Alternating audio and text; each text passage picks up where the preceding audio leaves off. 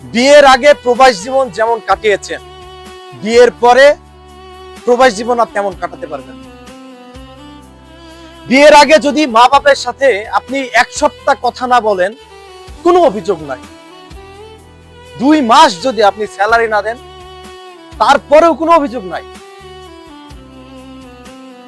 মা বাবার সাথে যদি খারাপ ব্যবহার করেন, তেমন কোনো অভিযোগ নাই। কিন্তু যখনই আপনি দেশে গিয়ে বিয়ে করে বউ রেখে এই প্রবাসে আসবেন, তখনই নেমে আসবে আপনার জীবনে জাহান্নামের মতো শাস্তি, যেটা আপনাকে তিলে তিলে শেষ করে দেবে। বিয়ের আগে 1 সপ্তাহ কথা বলতেন না, কারোর কোনো মাথা ব্যথা নাই।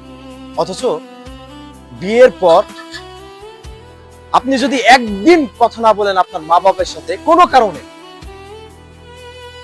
আপনি খারাপ হয়ে যাবেন। বিভিন্ন অভিযোগ দেবে।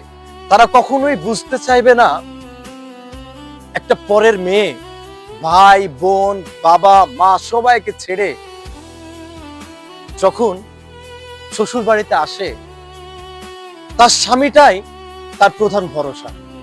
সুতরাং সুখে দুঃখে একটা স্বামী হিসাবে বউকে সময় দেওয়ার খুবই প্রয়োজন। দূর থেকে হলেও তাকে সময় দেওয়াটা খুবই জরুরি। অথচ মা বাবারা বোঝে না। বেশি বেশি কথা বলার কারণটাও একটা সময় দোষে প্রমাণিত হয়।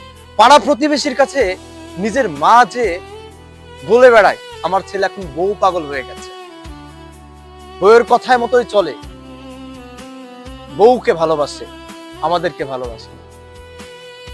অথচ বিয়ের আগে এই অভিযোগগুলো থাকে না। কোনো কারণে যদি আপনার কোম্পানি থেকে আপনাকে স্যালারিটা দিতে একটু দেরি করে, 10 থেকে 15 দিন লেট করে, তখনই আপনার নিজের মা বাবা আপনাকে ভুল বুঝবে। তারা ভেবে নেবে যে বউয়ের অ্যাকাউন্টে টাকা দিচ্ছে, হয়তোবা তার শ্বশুর শাশুড়িকে খাওয়াচ্ছে। কিন্তু এই ছেলেটাই একটা সময় হীরের টুকরো ছিল। সুতরাং আমি এতটুকুই বলবো, বিদেশ বিয়ের আগেই সুন্দর। যদি বিদেশ করতে হয় তাহলে বিয়ের আগেই করেন, কারণ বিয়ের পর যদি আপনি বিদেশ করেন তাহলে আপনার জীবনে নেমে আসবে জাহান্নামের মতো ভয়াবহ শাস্তি, যেটা আপনাকে ধীরে ধীরে শেষ করে দেবে।